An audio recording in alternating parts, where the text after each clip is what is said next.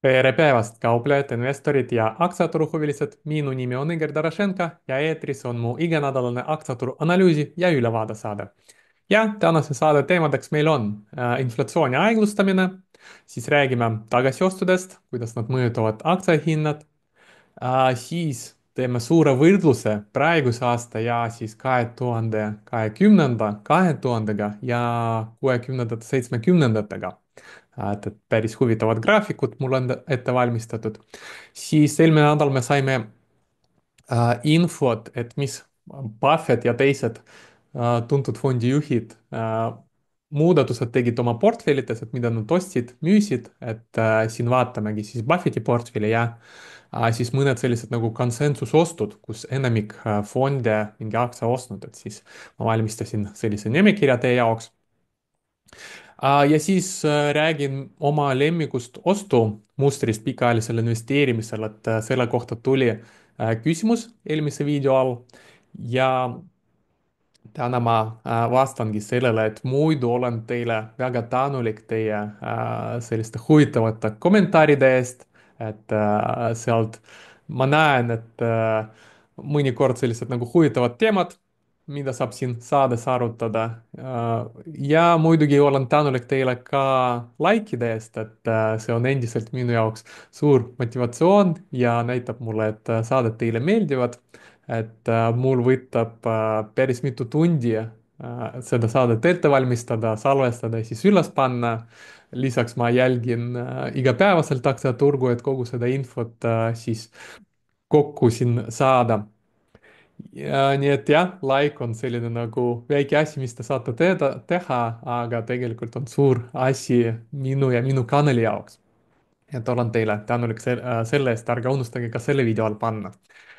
Ja siis kvartaaltulemused, mõned huvitavad vaatame täna ka, sealhulgas ka Alibaba oma. Ja siis aktsiate tehnilise analüüsi plokis vaatame, mis kauplemisideed mul selleks nädalaks on, et siin enamik on sellised nagu pikk ostuideed ja paar sellist nagu lühikeseks müümise ideed selleks nädalaks.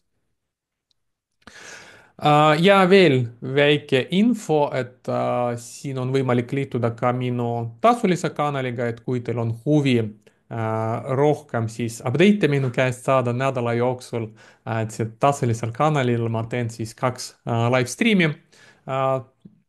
Siis kui turg on avatud, see nädal me teeme siis teisipäeval ja neljapäeval, mõlemal päeval kell 8. Ja kui te kaalute siis kanaliga liitumast, siis ma tegin ühe meie striimi, mis oli 24. aprillil võimalik vaadata ka tasuta, et siis saate seda vaadata ja et näha, mis meil umbes seal nagu striimide ajal toimub ja kui teile tundub, et tahaks ka selles osaleda, siis võite liituda mu tasulise kanaliga.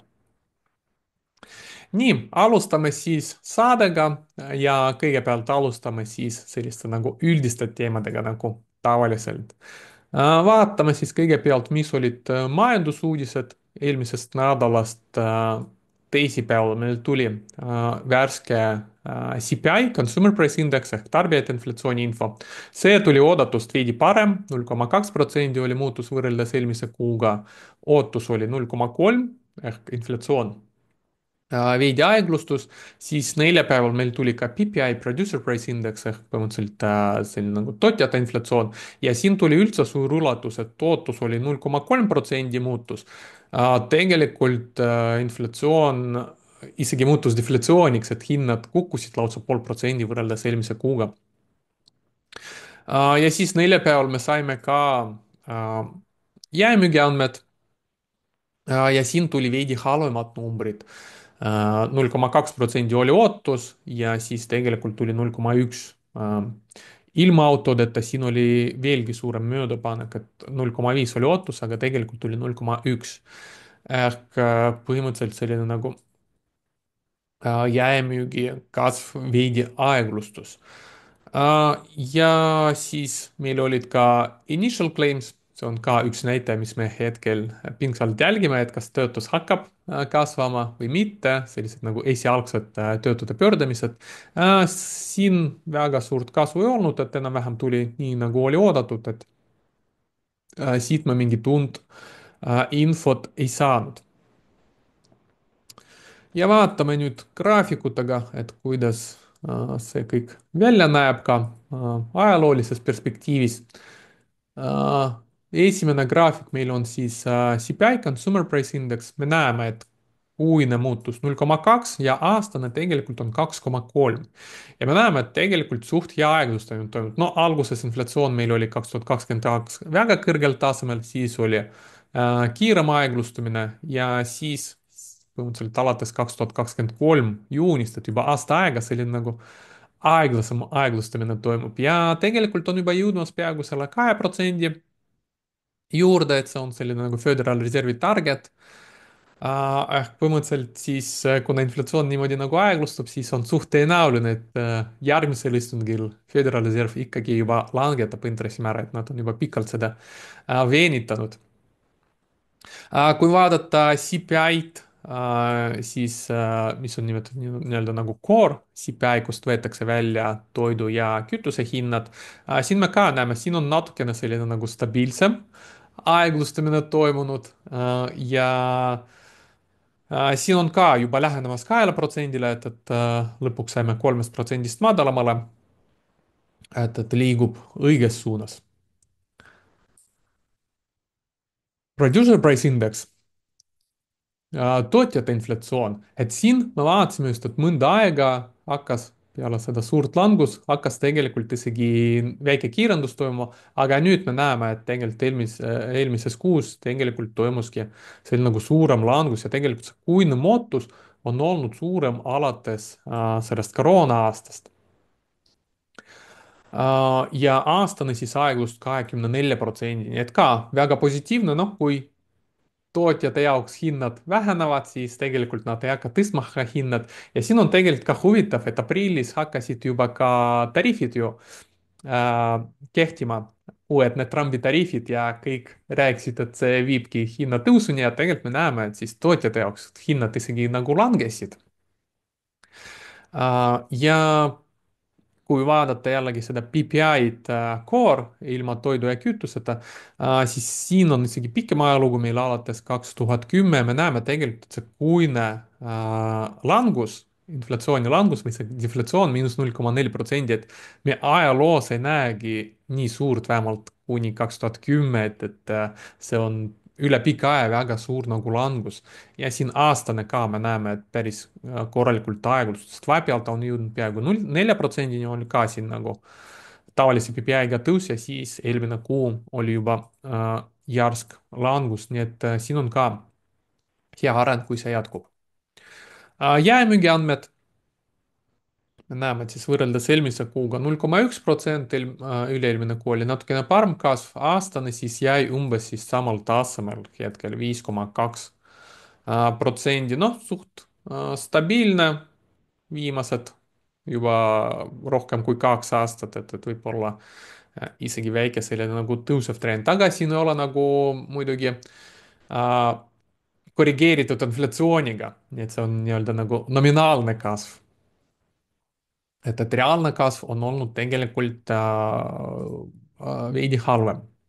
Nii, mis veel oluline oli eelmine nädal, noh, eelmine esmaspäev algas sellise tugeva ralliga S&P 500 indeksis ja põhjuseks oli see, et Ameerika ja Hiina hakkasid midagi tariifides kokku leppima ja panid siis oma kõik need tariifide tõstmised, mis olid tehtud siis aprilli alguses, et ütlesid, et 9-10 päevale pannakse pausile kõik need tõstmised, et alandatakse tagasi otseselt siia tasemele, kus nad olid varem, 30% siis Ameerika poolt, 10% Hiina poolt. Ja see oli positiivne uudis, et kõigepealt meil turg kukkus selle tõttu, et tariifide määrad oluliselt tõusid, nüüd turg meil tegi viimase sellise nagu hüppe, kui tariifid langetati, kas või ajutiselt.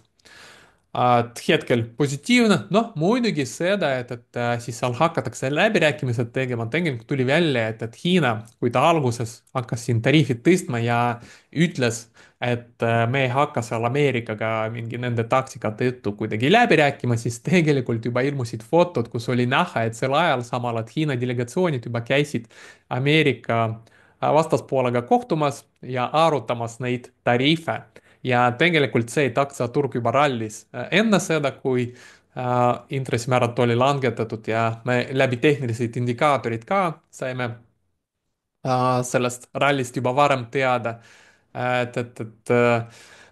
See näitabki seda, et noh, keegi juba teadis varem, et seal läbirääkimised käivad vaatamata sellele, et ametlikult öeldi, et ei, me ei hakka seal midagi seal Ameerikaga läbi rääkima. Aktsiahinnad, põhimõtteliselt aktsiahindades oli juba seda näha, et midagi seal on toimumas.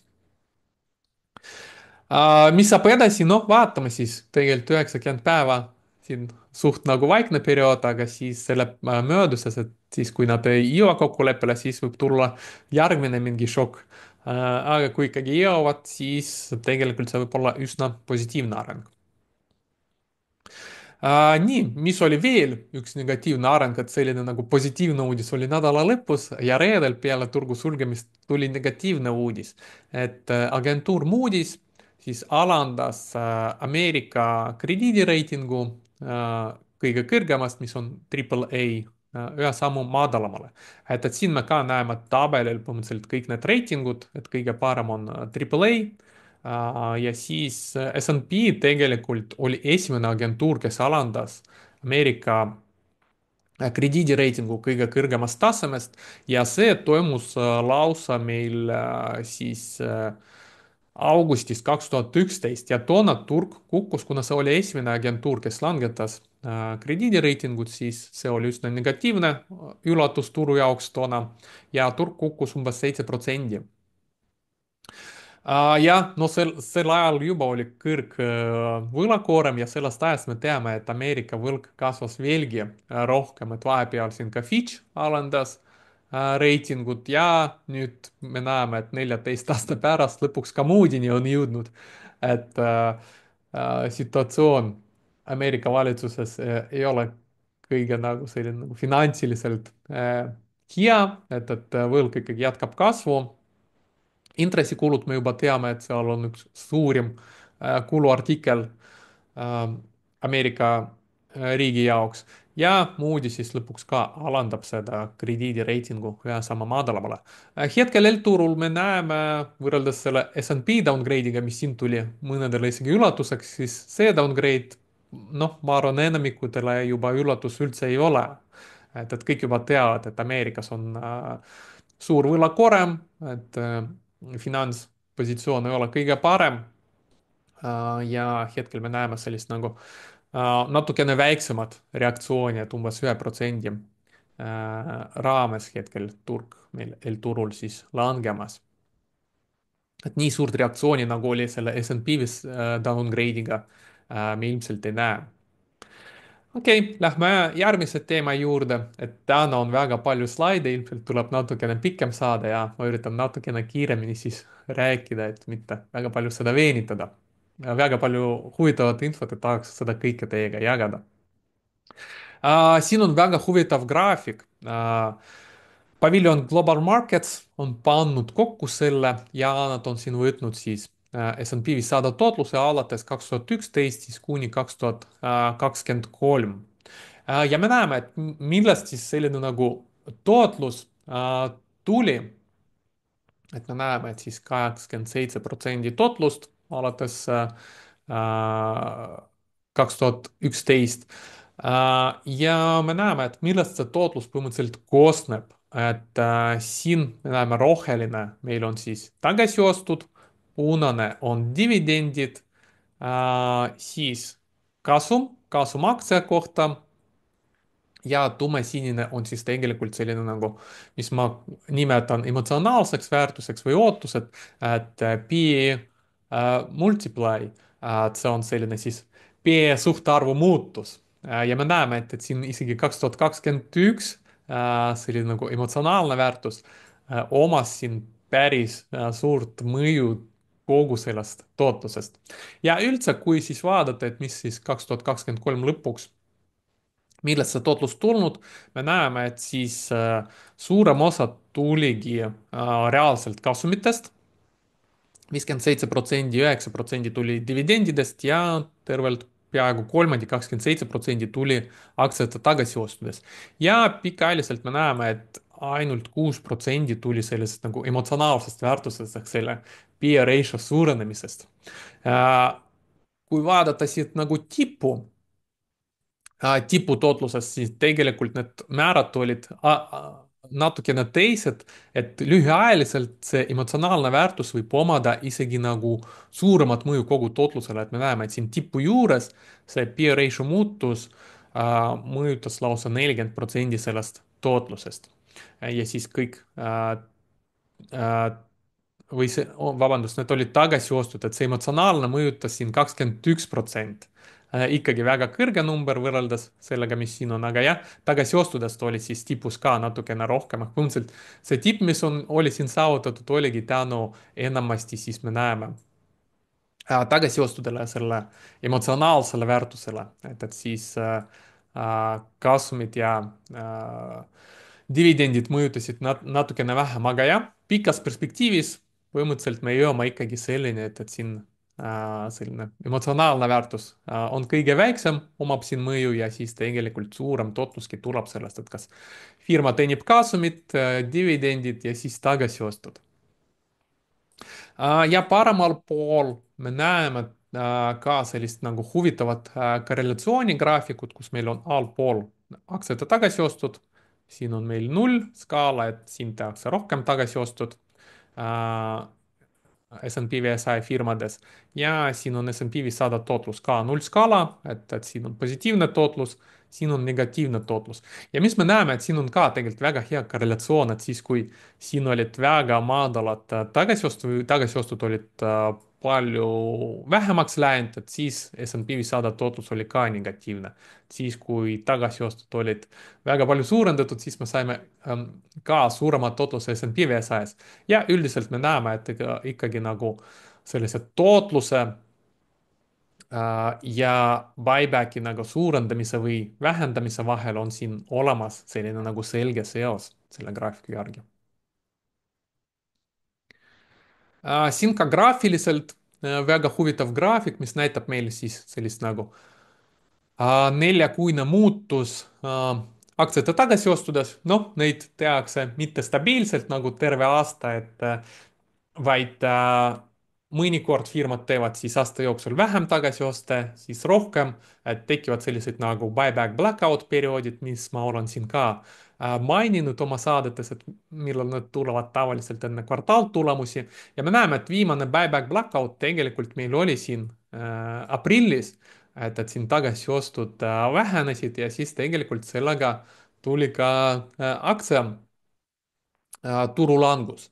ja üldiselt siin on ka hästi näha sellist korrelatsiooni, et just nendes kohtades, kus tagasiostust vähendatakse, siis turul tekivad sellised nagu korrektsioonid ja siis, kui tagasiostajad suurendatakse, siis meil toimub sellised nagu rallid, et suht selge selline korrelatsioon on näha. ja taastumine meil viimasel ajal siin olnud, et siin hakati uuesti tegema siis tagasioste. nii et selliste nagu tagasiostude jälgimine on muutunud üsna oluliseks. nagu me nägime graafikust, et nad mõjutavad tegelikult võtavad suure osa sellest nagu kogutootlusest. ja siin meil on ka selline nagu natukene pikaajalisem tagasiostude graafik alates 2020 ja siin me näeme siin tumedam tulp näitab, palju oli siis nagu autoriseeritud ehk kui palju firmad ütlesid, et või kui palju raha nad kõrvale panid nendeks tagasiostudeks ja siis heledam tulp näitab, et palju reaalselt oli ostetud. noh, tavaliselt ostetakse veidi vähem. me näeme, kui plaanitakse. ainuke erinevus võib olla siin 2020 ja 2009, et siis, kui on suured sellised nagu kriisid, aktsiahinnad on väga madalal, siis ilmselt siin mõned firmad kasutavad ära need võimalused, et rohkem oma aktsiaid tagasi osta heade hindadega. ja siin me ka näeme, et 2020 2023 meil oli tagasi ostude vähenemine, sellest ka siin suurem selline langus, mis meil oli. Ja nüüd nad hakkasid uuesti taastuma ja tegelikult selleks aastaks prognoositakse natukene suuremad tagasiostud kui eelmised aastad. põhimõtteliselt see peaks positiivselt mõjutama ähm, siis S&P 500 aktsia hinda. Ja see graafik meil näitab siis, kuidas kasumid mõjutavad seda S&P 500 tootlust, ehk siin on ka tegelikult olemas selline nagu otsene seos, nagu me nägime, kasumid mõjutavad seda tootlust ja siin on välja toodud tulpadega on siis meil S&P 500 EPS-i aastane muutus, ehk selline nagu ootus järgmise aasta kasumi aktsia kohta muutuses. Ja me näeme, et kui ootus hakkab nagu vähenema, siis see must joon näitab meil siis sellist nagu S&P 500 aastast muutust. me näeme, et siis äh, ootused tulevase aasta kasumi osas vähendasid umbes 40% ja siis S&P 500 meil kukkus isegi natukene rohkem, 50%. Ja vastupidi, kui hakatakse siis üle vaatama ülespoole need kasumiootustad, siis hakkab ka S&P 500 kasvama, et siis me näeme, mis hetkel toimub, et siin ka väga huvitav seos olemas, hetkel me näeme, et tegelikult see on olnud siin suht stabiilne, võib-olla vaikselt hakkab langema, et mis siin on veel huvitav, ma märkasin sel graafikul, et tegelikult S&P 500 joon hakkab siit langema natukene varem või tõusma natukene varem, kui reaalselt need äh, tulevased kasumid hakkavad tõusma või ootused tulevaste kasumistele ehk põhimõtteliselt turg on selline nagu ettevaatav indikaator, et ta hakkab juba ennustama natukene varem, et tulevased kasumid hakkavad kasvama. Et siin või vastupidi, siis hakkab langema natukene varem ja tegelikult hetkel see, et siin S&P 500 hakkas langema, et tegelikult see võib olla ka ennustus, et siis kasumid aktsia kohta hakkavad ka tulevased nagu vähenema. No eks me näeme. Ja siis viimane osa, mis on nagu väga suuresti muutuv, on selline nagu emotsionaalne väärtus või sellised nagu ootused või peer ratio muutused. Noh, peer ratio'd muutuvadki tegelikult sellega, et siis oodatakse paremaid aegu, oodatakse paremaid kasvumeid ja siis ollakse nõus hetkel natukene rohkem maksma, sest oodatakse, et tulevik tuleb nagu parem. aga need ootused on ka suht kiiresti muutuvad, et siin on üks huvitav graafik või selline nagu küsitlus, mis oli tehtud aprillis, kui turg oli langemas, et küsiti, kas Ameerika majandus lähebki majanduslangusele, et noh, põhimõtteliselt, mis on teie ootused Ameerika majanduse vastu, et siis enamik vastas, et jah, läheb. ja siis 6 aja pärast turg on ilusti taastunud, küsitakse uuesti, kas see aasta lähme majanduslangusele, siis enamik juba vastab ei. põhimõtteliselt me näeme, kuidas sellised nagu tuleviku ootused on tegelikult mõjutatud hetkesituatsioonist. noh, tegelikult tulevikku keegi ei tea ja siis üritatakse seda kogu aeg nagu ennustada ja väga palju lähtutakse just sellest, et mis hetkel olukord on ja siis projitseeritakse seda nagu tulevikku ja selles küsitluses on seda ka väga selgelt näha. ja noh, kui majanduslangus tuleb, võib-olla ta ei tule, sõltuvalt võib-olla mitte tariifidest, et me nägime tegelikult paljudest makrograafikutest juba, et selline nagu aeglustumine Ameerika majanduses on juba ammu toimumas, mis võib viia majanduslanguseni ja kui see tuleb, võib-olla tuleb üldse mitte tariifide tõttu, aga me nägime, kuidas selline nagu tariifide lugu, mis oli nagu hetkel nagu toimumas, kuidas ta mõjutas need tuleviku ootused, et tariifid kehtestati, oodatakse majanduslangused, tariifid võeti maha, siis enam ei oodata, aga keegi ei vaadanud nagu 2 sammu edasi, et noh, ilmselt see oligi nagu Trumpi taktika nagu esialgne aga jah, siis enamik reageerib ikkagi selle nagu hetkeuudisele ja projekteerib seda siis tulevikku. Nii, lähme edasi. Siin tuleb siis nagu hulk huvitavaid graafikuid, kus võrreldakse hetke aasta siis erinevate varasemate ajaperioodidega.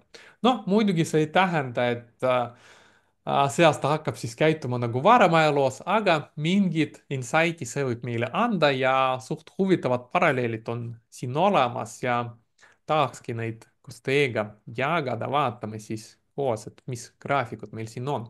et esimene meil on siis võrdlus, et mis mis on, võib-olla, et 2025 võrdub 2000-ga. et meil on siin mõned märgid, mis näitavad, et seal on suht äh, huvitavad sarnasused olema. Esimene graafik näitab meil see joon näitab meil siis S&P 500 aastast muutust. ja me näeme, et siin on välja toodud ka sellised nagu alaladega majanduslangused, kus olid siis sellised nagu negatiivsed aastased tootlused, et indeks kukkus lausa -40%. aga pöörame siin tähelepanu nendele tõusudele, mis on tulnud peale nagu majanduslangust, et tavaliselt peale majanduslangust turg tugevasti taastub ja me tihti näeme sellist nagu tugevat tootlust, siin 40% või rohkem, et see oli siis 2010 peale ülemaailmset finantskriisi, peale 2000 majanduslangust meil oli ka tugev ralli ja siis peale koroonakriisi oli ka tugev ralli. et need olid kõik peale majanduslangust.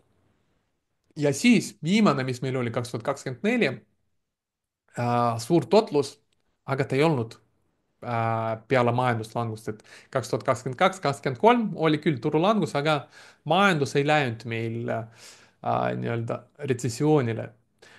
Ja sarnane olukord tegelikult oli 2020 ka, turg näitas väga tugevat totlust, aga ta ei olnud nagu väljumast majanduslangusest, et ka not post recession, et see on esimene huvitav selline nagu sarnasus. teine huvitav sarnasus on see, et Jaapanis toona oli suur selline nagu kinnisvaramull, see lõhkes ja siis näeme selline nagu rohelisem joon, hakkas Jaapanis ka selline nagu deflatsioon hindades. siin on see välja võetud selles skp deflatori näol. ja tänapäeval meil on olemas, siis siin on välja toodud Hiina 2023, 2025, me teame, et Hiinas ka oli suur kinnisvaramull, mis on lõhkenud ja hetkel ka selle tõttu siis seal on deflatsioon majanduses ja me näeme, et see tumedam joon suht sarnaselt käitub nagu Jaapan oli 98, 2000. nii et ka väga huvitav paralleel. Samas, kui me vaatame selliseid nagu valuatsiooni ühelt poolt, kui me vaatame ainult tehnoloogiasektori järgmise 12 kuu ehk siis selline nagu tulevane peer ratio, siis kui oli selline dotcom maania, siis me näeme, et need peer ratio'd tulevast läksid 40 juurde. hetkel selle tehisintellekti buumiga nad läksid sinna 30 juurde ehk see valuatsioon ei ole nii ekstremaalne. samas, kui vaadata S&P 500 tervikuna, see tumedam joon, siis me näeme, et tegelikult 2000 oli kuskil 22, 24 tasemel ja hetkel tegelikult ta on ka olnud samal tasemel, et veidi langenud ja me näeme, et siin heledam joon on ka selline nagu Goldman Sachsi mudel, mis peaks nagu ennustama, mis ta peaks tulevikus olema ja hetkel nad ennustavad, et ta peaks samal tasemel jääma. et jah, siin me näeme, et tegelikult siis suht sarnane nagu kallindus S&P 500-s meil on, nagu oli 2000. Ja kui me vaatame siis tööjõuturgu, siis siin on ka väga huvitav paralleel, et eelmises saates ma näitasin huvitavat olukorda, mis on tekkinud seal peale koroonaaega, et kus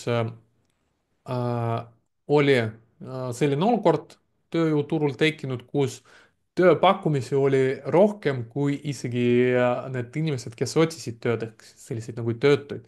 me näeme, et siis enne seda 2000 mullu lõhkemist tegelikult meil tekkis ka sarnane olukord et enne seda majanduslangust, et korraks tekkis selline nagu suurem nõudlus tööjõu vastu ja siis vaba töökäsisid ei olnud nii palju. et ka väga huvitav sarnasus siin on tekkinud. Ja kui põhimõtteliselt peaks korduma sama stsenaarium, mis oli toona, et see on see koht, mis me hetkel jälgime, initial jobless claims. et hetkel nad on madalad, siis tegelikult me näeme, et aastal 2000 nad alguses ka olid madalad ja siis vaikselt hakkasid tõusma, kuni siis me nägime suuremat tõusu, et põhimõtteliselt see, mis me hetkel jälgime, initial claims, kas nad hakkavad seda tegema ja kui hakkavad, siis tegelikult tekibki nagu siin, me näeme recession trigger, majanduslanguse trigger, et kui see näitaja siin on siis võetud selline nagu Gaussian rule, millest me ka eelmises saates rääkisime, et ta peaks sellest nagu tasemest kõrgemale minema, siis ta annab sellist nagu majanduslanguse signaali. Kuidas turg võiks käituda? S&P 500, me näeme siis selline nagu roheline joon näitab meil siis, kuidas turg käitus siis 25 aastat tagasi, 2000. Ja tumedam joon näitab meil siis hetkekäitumist. No me näeme, et tipuni jõudsime suht sarnaselt, siis mõnda aega siin võtab sellise nagu tipu formeerumine ja siis hakkab langus, et hetkel ka liigume suht sarnaselt selle järgi, et võib-olla kui 2000 kordub, siis me võime näha siin veel mõnda konsolidatsiooni see aasta ja siis aasta lõpupoole turg võib hakata langema. Ja veel üks huvitav paralleel, et hetkel meil on olemas peamine selline nagu riistvara aktsia. Kõige vajalikum riistvara tehisintellekti jaoks on hetkel siis meil Nvidia kaardid. Aastal 2000 dotcomi buumi ajal internet oli meil tehisintellekti asemel ja olulisem siis riistvara tarnija interneti jaoks, erinevad ruuterid ja muud võrguseadmed oli Cisco. Ja Cisco aktsia toona teinud ka suure tõusu. Me vaatasime siin ka pikaajalisemad graafikud, kuidas see tõus on olnud ja kuidas siis pärast see mul lõhkes ja siis siin ka graafikud näevad suht sarnaselt hetkel nii Nvidia kui ka Cisco. Ja siis oleme hetkel siin punktis, et see on see koht, kus Cisco aktsia hakkas juba vaikselt langema, et kuskil siin aasta aega me näeme, ta tegi sellist nagu tippu konsolideeris. Nvidias me ka tegelikult näeme hetkel juba umbes aasta aega sellist nagu konsolidatsiooni samal tasemel, nii et kui 2000 kordub, siis ka Nvidia aktsia võib hakata vaikselt siis tegelikult langema.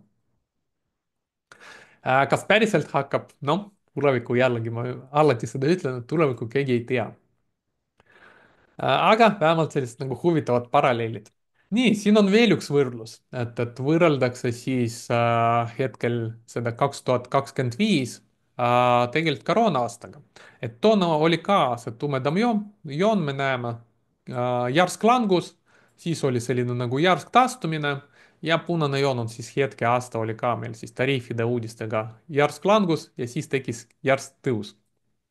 Et kui kordub sama patern, nagu oli 2020, majanduslangust ei tule, turg jätkab tõusu ilusti, et mis käitumist võib oodata, tegelikult siin me juba näeme päris palju sarnasusi, näiteks kuidas oli põhi saavutatud, et siin oli põhi saavutatud, siis tekkis esimene kõrgem põhi ja siis tekkis esimene suurem ralli.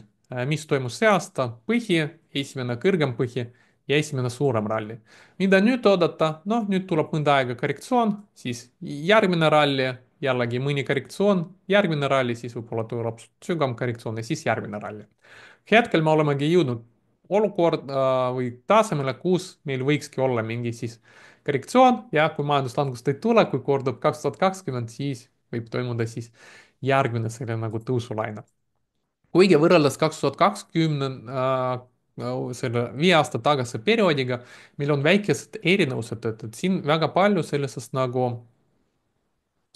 tõusu oli tingitud ka tänu sellele, et intressimäär läks toona nulli ja Federal Reserve tegi ka niinimetatud nagu quantitative easing ut ehk põhimõtteliselt pani majandusesse iga kuu 120 miljardit raha või siis nagu printis seda raha, et oli siis massiivne selline stiimulus, palju sellest rahast läkski siis aktsiaturule, sellest ka selline nagu suur tõus.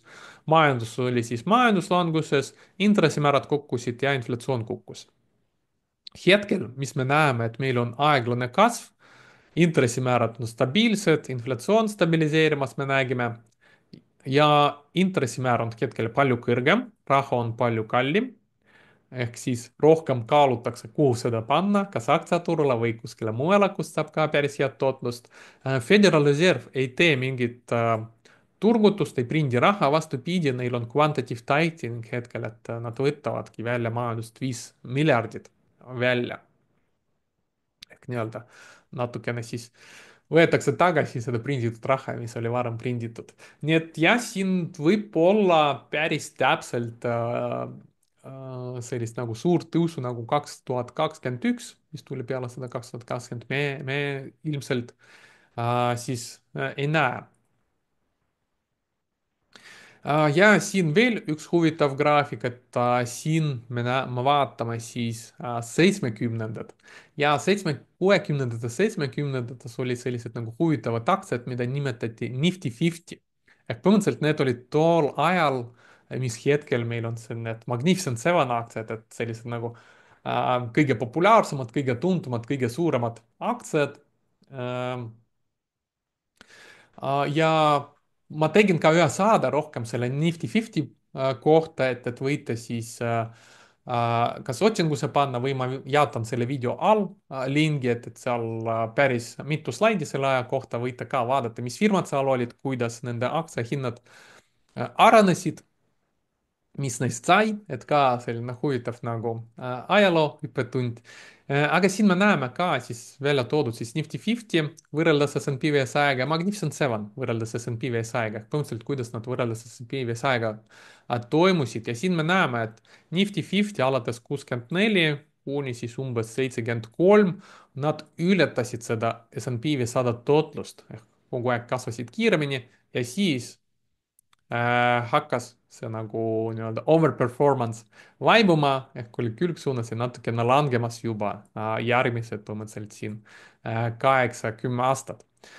Ja kui meil kordub midagi sarnast, et kui Magnificent Seven ongi midagi sarnast, nagu oli Nifty 50 60-ndates, 70-ndates, noh, siin me näeme ka suht sarnane areng alates 2016. Magnificent Seven aktsiad käitusid palju paremini kui turg ja võib-olla siis järgmised 10 aastat nad enam nii hästi ei performi ja siis jääbki selline nagu siis overperformance võrreldes S&P 500-ga ehk tootlus hakkab olema sama nagu S&P 500 või isegi võib-olla veidi väiksem.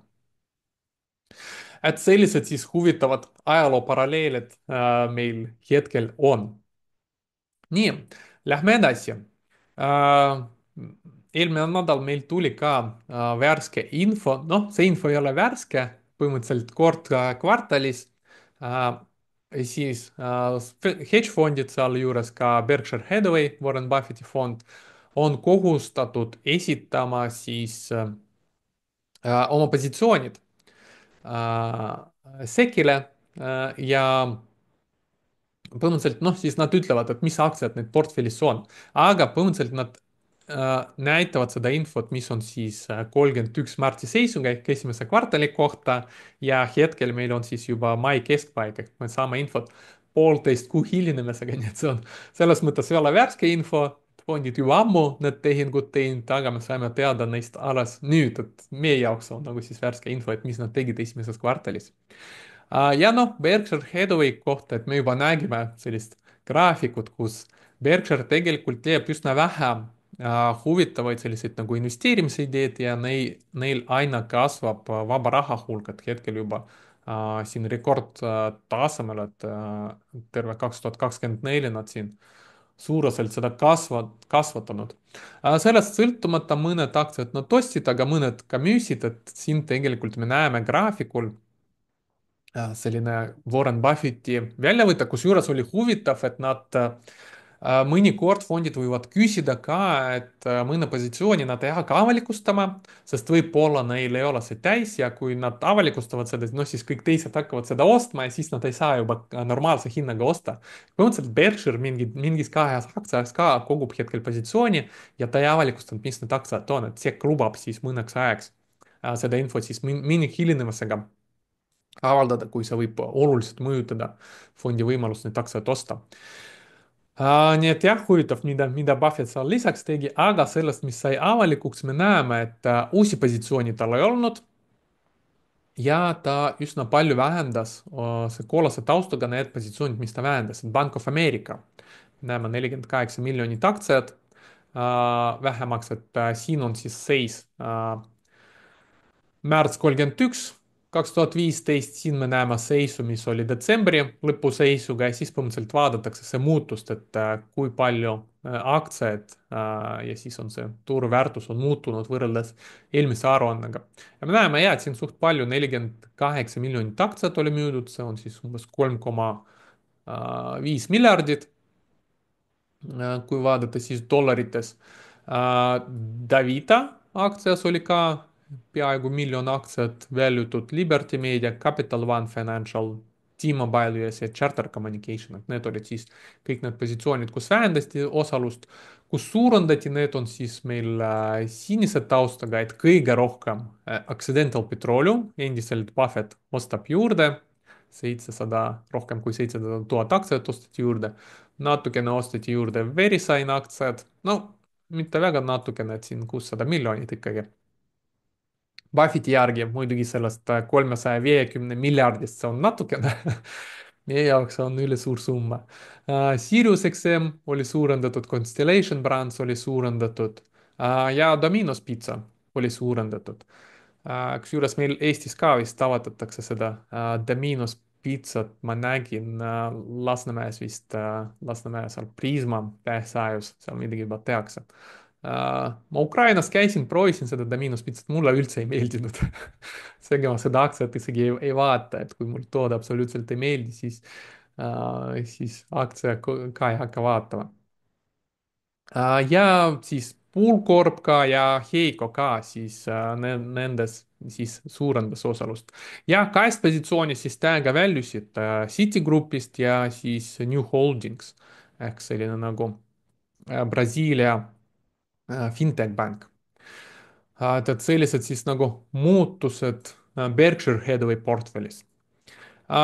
Teiste kulude kohta ma tegin sellist nagu huvitavat väljavõtet, et ma tegin sellise screener'i, et et näha aktsiad, kus enamik selliseid nagu fondi ja juhtijad tegid ikkagi oste ja siin me näeme, et see aktsia Fortune Brand Innovation, 11 niimoodi nagu gurusid ostsid seda aktsiat või fondijuhti, ainult üks müüs.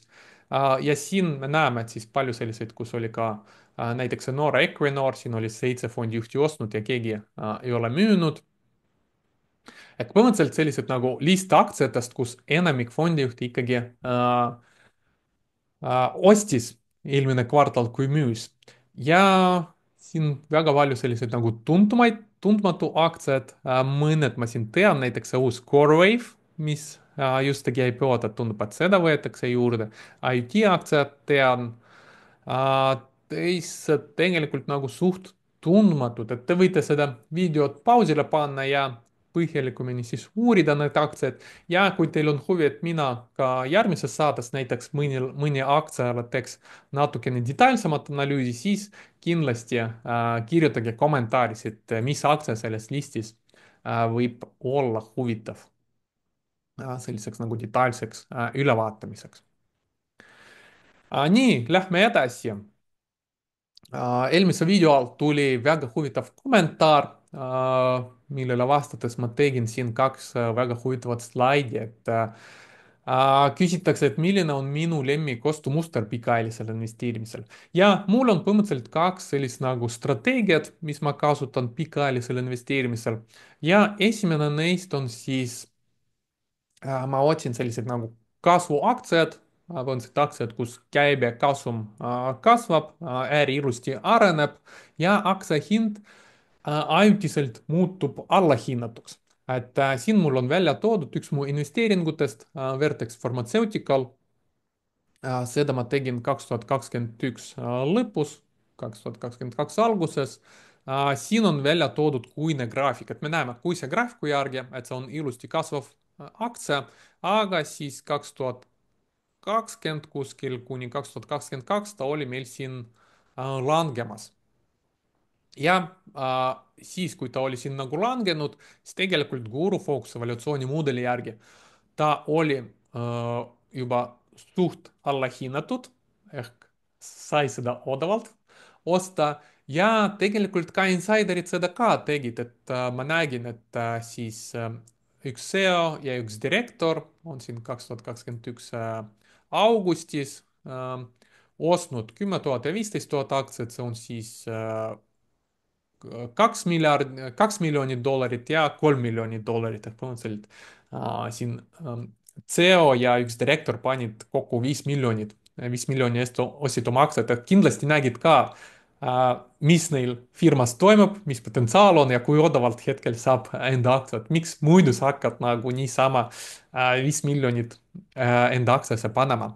Ja siis nädalasel graafikul, siin on nädalane graafik, siin oli ka näha juba, et langus hakkab aeglustuma, hakkasid tekkima divergentsid ja põhimõtteliselt siin ma jälgisin, kui tekkis põhi, esimene kõrgem põhi ja hind hakkas taastuma, siis siin ma investeerisin ka sellesse aktsiasse, et soetasin positsiooni, et siis just sai ka selle pensioni investeerimiskonto teha, et osa siis oma pensionirahast ma kandsin Pikile ja seal siis üks mu investeeringutest oli see Vertex, et nagu me näeme, et hetkel on juba suht kenasti see tootlust toonud.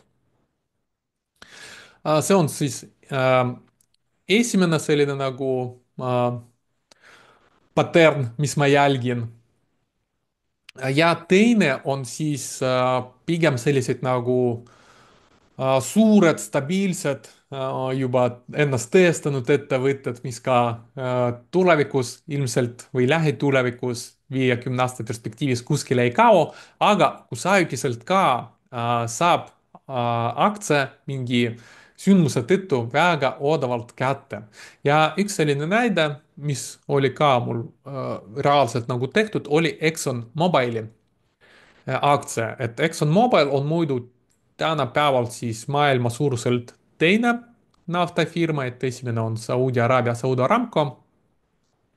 ExxonMobili turuväärtus on hetkel peaaegu 500 miljardit dollarit, aga aastal 2020, kui meil oli koroonakriis, kõik pandi kinni, siis tegelikult nõudlus bensiini, nafta vastu vähenes ja mäletame, et siis nafta hinnad, mõned futures'id läksid isegi miinusesse. See mõjutas seda Exxoni turuväärtust ja me näeme, et ta on kukkunud siin 140 miljardist madalamale, et hetkel on 500 miljardit, aga toona oli 140 ja mis on veel huvitav, et see turuvaluatsioon oli põhimõtteliselt sarnane nagu Zoomi oma, et see sinine joon on siis Zoomi turukapitalisatsiooni areng, me näeme, et Zoomi turukapitalisatsioon oli isegi natukene kõrgem. ja siis oli siin väga huvitav võrdlus äh, et turukapitalisatsioonid olid umbes sarnased, aga Exxoni käive oli 214 miljardit ja temal oli 75 000 töötajat ja Zoomil oli 1,34 miljardit ja oli 3400 töötajat. ehk põhimõtteliselt sarnane turukapitalisatsioon. Exxonil on isegi suurem käive kui turukapitalisatsioon, aga Zoomil põhimõtteliselt market cap oli 100 korda rohkem kui nende käive. no siit oli selgelt näha muidugi, miks Zoom tõusis, et kaugtöö, seal ennustasid, et seda tuleb veelgi rohkem naftat, ennustasid, et jällegi jätkuvalt lähtudes hetkeolukorrast, et toona ei olnud naftat vaja korraks ja siis ennustati, et tulevikus ka siis ei ole naftat vaja ja korraks oli vaja siis rohkem sellist nagu kaugjuhtimise või kaugkohtumisi teha, et siis eeldati ka, et neid tulevikus ka tulevad ainult selliseid, noh, me teame, mis juhtus nagu reaalselt, et nafta nõudlus taastus palju kohtumisi hakati tegema ikkagi nagu normaalselt, nagu vanasti, et kontorisse tagasi ja siis seal kohtumised. ehk põhimõtteliselt oli ka selline nagu ajutiselt Zoomi aktsia oli väga ülehinnatud ja Exxoni aktsia oli väga allahinnatud. ja noh, kui ma seda graafikut nägin, siis ma teadsin, et Zoomi ma ei hakka investeerima, aga Exxon tundub huvitav küll, et noh, mulle tundus nagu, et ikkagi autodega jätkuvalt sõidetakse. Elektriautod oli selge, et nii kiiresti ei asenda nad bensiiniautosid ja tegelikult naftast ei tule ainult kütus, et sealt palju muid asju tehakse, plastikuid ja muud keemiatööstuses kasutatakse seda naftat. Ja mis huvitav oli siis selle Exxon Mobile'i aktsiaga, et siin on meil ka kuine graafik, me näeme, et muidu ta on siin nagu noh, suht stabiilne, ta ei ole kiiresti kasvav ettevõte ja siis me näeme sellist nagu järsu kukkumist kuisel graafikul. ja kui aktsia hind on siin suuresti kukkunud, siis me näeme ka, mis selle firmaga juhtus, et Guru Fox evaluatsiooni järgi ta oli väga alahinnatud. Ja siis selliste nagu stabiilsete ettevõtete puhul ma vaatan ka sellist nagu dividendi tootlust, et nad tavaliselt on siis kasumlikud, nad peaks olema stabiilsed, kasumlikud ja tavaliselt nad maksavad, teevad mingi aktsiate tagasiostu või maksavad dividendi või mõlemad. Ja siin korraks me näeme, et siin alates 2016 ja üldse ajaloos ExxonMobili puhul kunagi ei olnud nii suur dividendi tootlus, et see oli siin 10%-st isegi kõrgem. Et noh, siis ma vaatasin, et aktsia on väga alahinnatud, väga suur dividenditotlus, kusjuures Exxon väga selgelt ütles, et nad ei hakka isegi dividendi kärpima. Chevron näiteks kärpis dividendi, aga Exxon ütles, et mingil juhul me ei hakka dividendi kärpima. Et ikkagi meil on piisavalt raha, et seda maksta.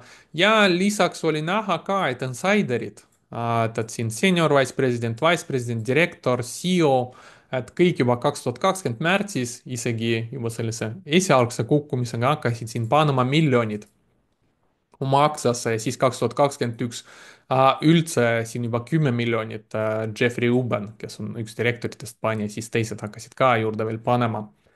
Et noh, ka siis kõik nagu checkmärgid olid täidetud, et toodav aktsia, insiderid ostavad, sa saad aru, et naftast nii kiiresti maailma ei loobu, dividendi tootlus on ülikõrge ja seda lubatakse säilitada.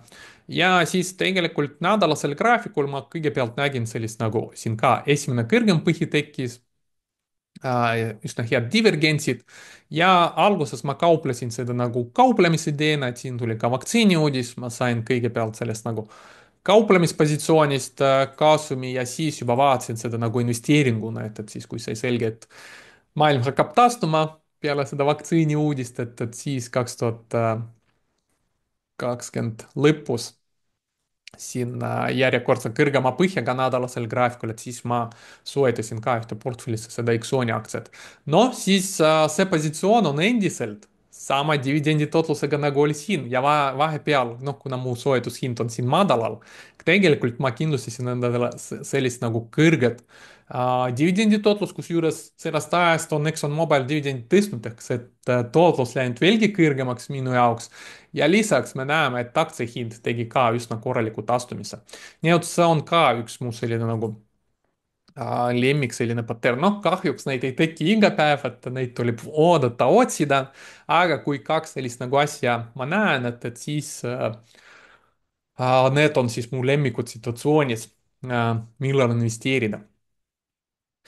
Hetkel mul on ka kaks aktsiat olemas, üks kasvuaktsia, mis ma just soetasin juurde eelmine nädal ja üks aktsia, mis vastab rohkem selle ExxonMobili paternile, et seda ma hetkel jälgin ja kui teil on huvi, et ma räägiks nendest rohkem näiteks järgmises saades, et siis vaatame, et kui see saade saab 100 laiki ja kui kommentaarides ka te kirjutate, et tahate näha mu need kauplemisidee või vabandust, need investeerimisideed, et siis järgmises saades ma siis näitan need.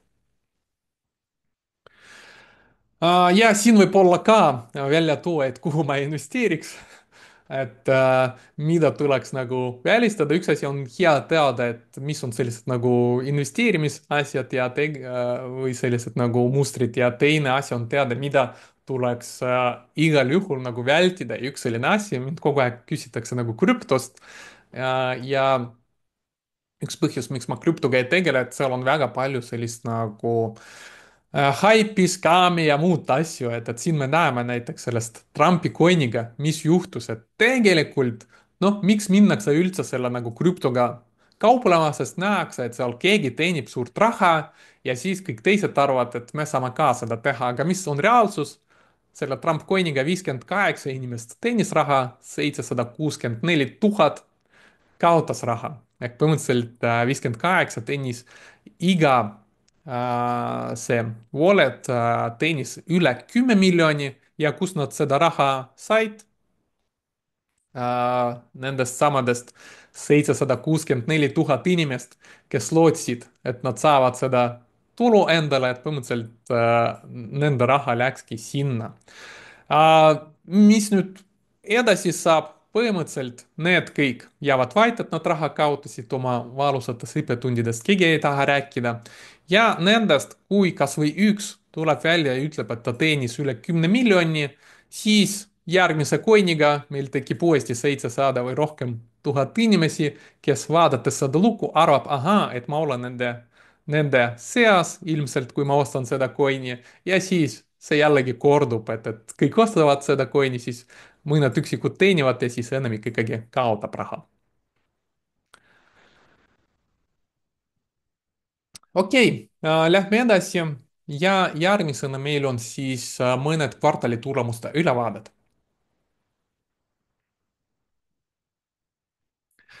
Alustame kõigepealt siis Monday.com aktsiaga. Monday.com raporteeris üsna head kvartaaltulemused. Kasum aktsia kohta oli parem, kui analüütikud ootasid, lausa 40 senti, et nad raporteerisid siis $1.10. Ootus oli 70 senti aktsia kohta. Ja käive kasvas 30% võrreldes eelmise aastaga ja ka ületas analüütikute ootusi. Ja tegelikult nad siin tõstsid ka selle aasta prognoosi, et ka suuremaks kui analüütikud ootasid. Ja siin me ka näeme, et neil kasvas 46% nende klientide arv, kes maksab neile ARR-is, see on siis nagu aastane korduv käibe ehk põhimõtteliselt noh, kuna see on äh, pilverakendus, mida see Monday.com pakub, siis seal on põhimõtteliselt sellist nagu subscription mudel, kus põhimõtteliselt te igakuiselt maksate nende tarkvara eest ja põhimõtteliselt jah, me näeme, et neil on üle 1000 klienti, kes maksavad rohkem kui 100 000 siis aastaselt neile. Kvartaalselt, kuidas see välja nägi, me näeme, et neil üsna ilus areng, et käibe iga kvartal kasvab, see kvartal oli siis rekord. Nad on juba muutunud kasumlikuks, et lausa mitu kvartalit siin juba alates 2023, siis kolmandast kvartalist, vahepeal üks kvartal oli miinuses, aga siis järgmine oli natukene suurem plussis, et üldiselt on juba kasvav kasumlik. Trailing 12 months 12 uut kokku ühes kvartalis, et siin me ka näeme väga sujuvalt. Käibe ilusti kasvab, siin muutus kasumlikuks DTM baasil ja siis kasum ka hakkab vaikselt kasvama. Aktsia hind muidugi väga palju ei reageerinud, et siin olid need kvartaaltunnused natukene tõusis, siis jäi samal tasemel 0,3%. Ja kui vaadata valuatsiooni, et siis Guru Foxi mudeli järgi hetkel Monday.com on õiglaselt väärtustatud, samas vaadates need peer ratio'd hetkel on peaaegu 300, aga ta hakkab kiiresti paranema, et tänu sellele kiirele kasvule ta muutub juba 64. Nii et jah, üks ka selline nagu huvitav firma, mis ma hetkel jälgin ja vot seda, kui siin meil toimub veel korrektsioon ja ta muutub rohkem alahinnatuks, vot siis ta muutub juba väga huvitavaks. Järgmine kvartal tulemus, mis me vaatame, on Holding. Uus selline nagu sportjalatsite rõivaste tootja, no enamik nende käibest tuleb hetkel jalatsites, et meil poodides vist väga palju ei ole, aga Euroopas ma olen juba päris palju poodides nende jalatsit näinud. Vaatasime siin ühes saades ka, et kuidas see aktsia jõudis minuni üldse, et ka üks kommentaar tuli video alla, et siis ma pöörasin tähelepanu sellele videole, tegime detailsema analüüsi saate raames ja nüüd ma seda ka põhimõtteliselt regulaarselt jälgin. Nende kvartaaltulemus oli siis ka parem kui analüütikud ootasid, nii käive kui ka kasum tulid paremad. Siin oli juba parem aktsia hinna reaktsioon +12%. Ja kui me vaatame graafiliselt, siin me ka näeme, et ilusti põhimõtteliselt neil käibe kasvab nagu peaaegu nagu pilvetarkvarafirmal. kuid jah, siin nagu sesoonsus ikkagi väike on, kuna nad müüvad ikkagi sellist nagu jalatseid, riideid. aga üldiselt siis kasvav kasumlik ka, CTM trailing 12 months, siin me näeme rohkem sujuvamalt, et juba ka üsna pikaajaliselt kasvu me näeme ilusti siin viimastel kvartalitel on ka kasvanud. Ja kuurud ka tegelikult, et me saime nüüd ka näha, et kuurud tegelikult kasutasid ära seda languse, et rohkem soetasid. noh, mina jälgisin ka, aga miks mina ei soetanud seda selle langusega, sest ta muutunud on siin lihtsalt nagu õiglaselt väärtustatud selle langusega, et noh, mulle meeldiks, kui ta läheks rohkem nagu allahinnatuks. me näeme suht kiiresti taastus ja nüüd on juba oluliselt ülehinnatud selle taastumisega. P-ratio'd ka siin natukene kõrged, 84 ja tulevane 41.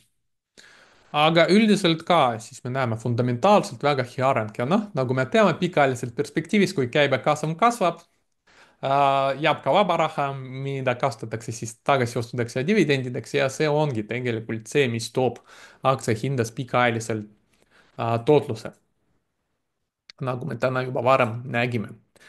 järgmine aktsia on Dynatrace.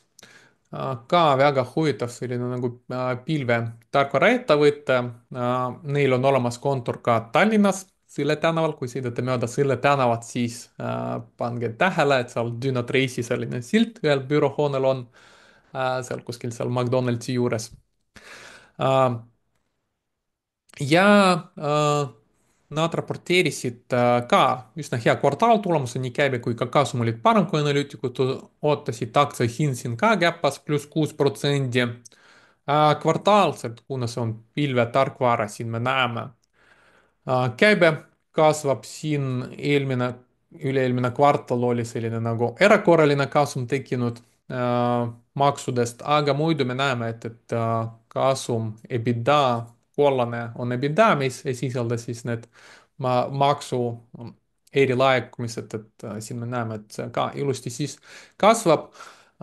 Dynatrace'il selle kvartaliga lõppes ka finantsaasta, et siin me saame näha ka aastaselt, kuidas on neil läinud ja me näeme, et aastaselt on ka üsna ilusti arenenud, juba alates 2021 ta on kasumlik, õudselt kasvav, kasumlik ja mis on veelgi huvitav, et see on juba palju huvitavam evolutsiooni poolest, et 33 on P-ratio, forward P-ratio 30 ehk ta ei kasva nii kiiresti ja seetõttu siis tema evolutsioon on veidi siis madalam ja siin me näeme, et ta on undervalued, et veidi allahinnatud, et siin ma küll kasutasin ära seda langust ja ühte oma portfellisse natukene sellega siis lisasin, et siin ta on muutunud rohkem selliseks nagu allahinnatuks.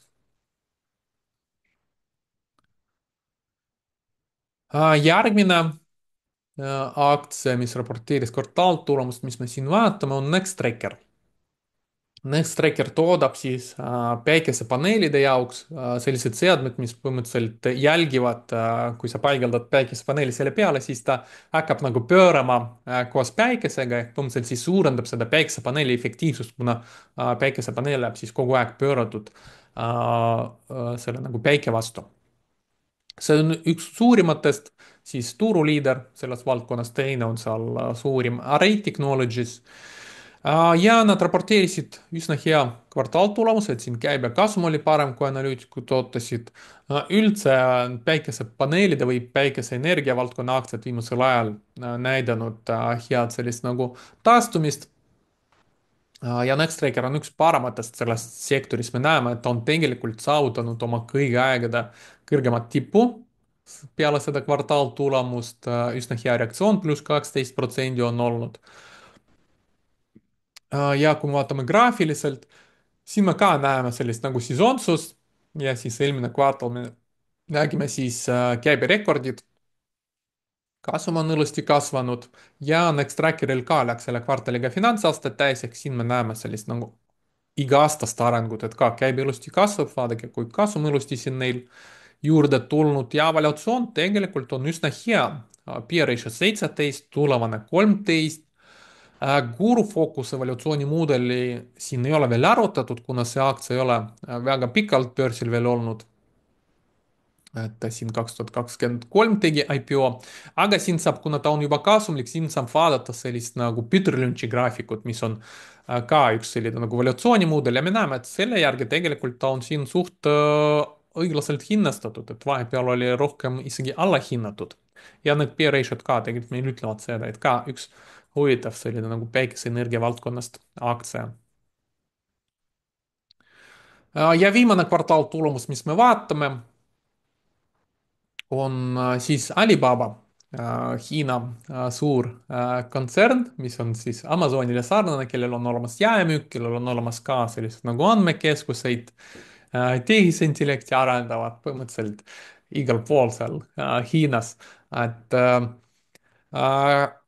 Alibabalt tuli natukene negatiivne tulemus, et siin käibega panid natukene mööda, kasumakse kohta tuli veidi halvem, kuigi noh, siin võib öelda, et isegi umbes sarnane, nagu oli oodatud. aktsia hind reageeris negatiivselt, –7% kukkus. kui me vaatame kvartaalselt, noh, me näeme, et siin tegelikult ta siin peaaegu aeglaselt kasvab, siin on ka näha sellist nagu sesoonsust, neljas kvartal tavaliselt kõige tugevam. ta on muidu olnud kogu aeg kasumlik, et siin 2022 üks kvartal vahepeal oli väike kahjum, aga EBITDA oli ikkagi positiivne. võrreldes eelmise kvartaliga kasum natukene vähenes ja neil ka selle kvartaliga läks finantsaasta lukku, et siis me saame näha aastaselt, kuidas arenes, et noh, siin oli kiire kasv kuni 2021. sellest ka oli selline nagu kiire aktsiahinna tõus. aktsiahind siin tegelikult eeldas, et käibe jätkab edasist tõusu niimoodi.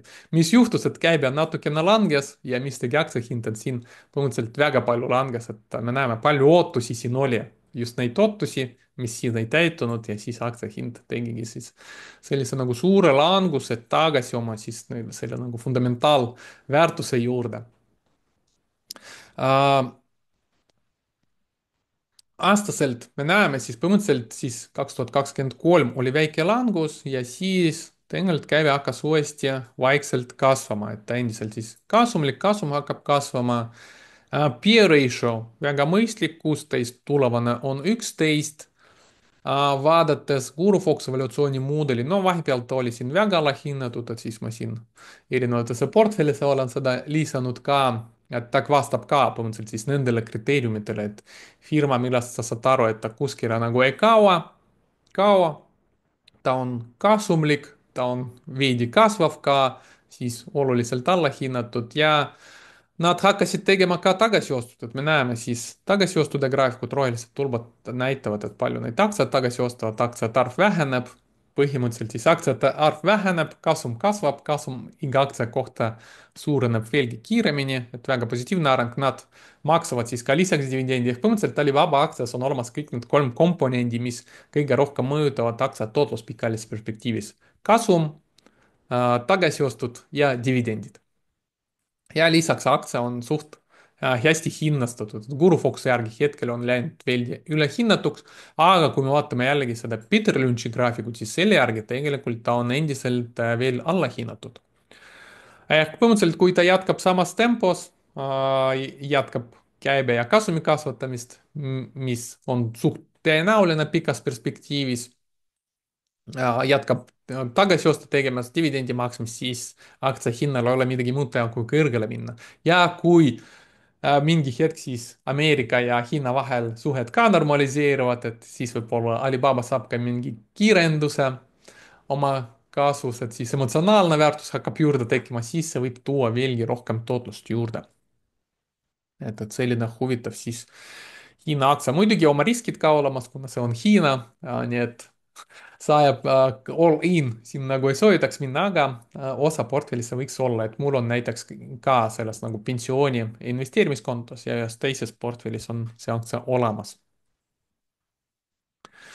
nii lähme edasi, vaatame, mis meid ootab ees see nädal ja see nädal meil on siis väga palju sellist nagu majandusinfot ei ole, et ma kõige rohkem jälgin siis need leading indicators, ettevaatavad indikaatorid, mis hakkavad näitama ja võib-olla sellist nagu PMI indeksit, mis tulevad neljapäeval, aga mitte midagi sellist, mis nagu mõjutaks turgu ja majandusuudistest see nädal ei ole.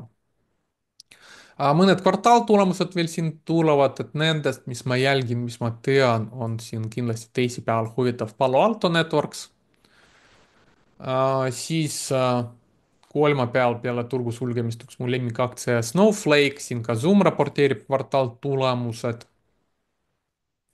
Ja siis neljapäeval veel peale turgu sulgemist Intuit aktsia raporteerib, et need võib-olla siis me vaatame üle järgmises saades. Kui teil on jällegi huvi mingi muu aktsia vastu, mis siin raporteerib kvartaaltulemused see nädal, mida ma pole maininud, et võite jällegi ka kommentaarides kirjutada, et teeme siis ka selle aktsiale sellist kiiret ülevaadet. Nii, lähme saade teise poole juurde, kus me hakkame juba vaatama sellist nagu lähemat perspektiivi, nädalane tund ja päev, eks sellisel nagu tehnilist analüüsi kõige rohkem, turuseisu ja mis sellest saab. nii, alustame siis S&P ja Russelli nädalasest graafikust, vaatame, kuidas nii suured kui ka väiksed ettevõtted käitusid eelmine nädal. noh, peale seda tariifi vähendamise uudist me nägime gap'i ja siis tegelikult S&P 500 jätkas ka tõusu peale seda ja lõpuks tõusis rohkem kui 5%, läks kõikidest libisevatest keskmist kõrgemale, impulss on siin roheline, Force Index ilusti läks positiivsele territooriumile, et siin me juba näeme, kuidas S&P nädalasel graafikul äh, muutis oma seda nagu langustrendi ja nüüd tegelikult siin ka me juba näeme sellist nagu tõusutrendi. Aga muidugi selle kinnitamiseks, et 100%-liseks kinnitamiseks me peaks nägema nüüd kõrgemat tippu, et peaks sellest nagu tipust kõrgemale minema. Russell Russell ka tõusis peaaegu 5%, 4,5%, aga siin oli natukene teine käitumine, et peale tariifiuudist ta küll käpas, aga siis terve nädala jooksul me näeme, et ta palju pole enam tõusnud, et vahepeal natukene langes ja siis sulges samal tasemel, kus on sealt esmaspäevase käpiga avanes, et natukene rohkem nõrkust me siin näeme, jäi seisma ka selle 22 ja 50 nädalase libiseva keskmise juures. ja Force Index, vaadake seda taastumist võrreldes S&P 500-ga, et siin napilt läks kõrgemale, et siin veel tungevat sellist nagu ostusurvet veel ei ole. ehk põhimõtteliselt näitab meil seda, et praegu selle taastumisega kõige rohkem raha läheb ikkagi kõigepealt siis nagu S&P 500 suurimatesse firmadesse. Siin ka päevased graafikud, me näeme põhimõtteliselt siis S&P 500 esmaspäevane gap peale tariifiuudist ja siis ta jätkas põhimõtteliselt terve nädala väikest tõusu. Russell gapiga avanes ja siin on näha ka tegelikult võib-olla, mis põhjus, miks ta kaugele ei läinud, et siin on 200-päevane libisev keskmine, et ta vastu selle läks.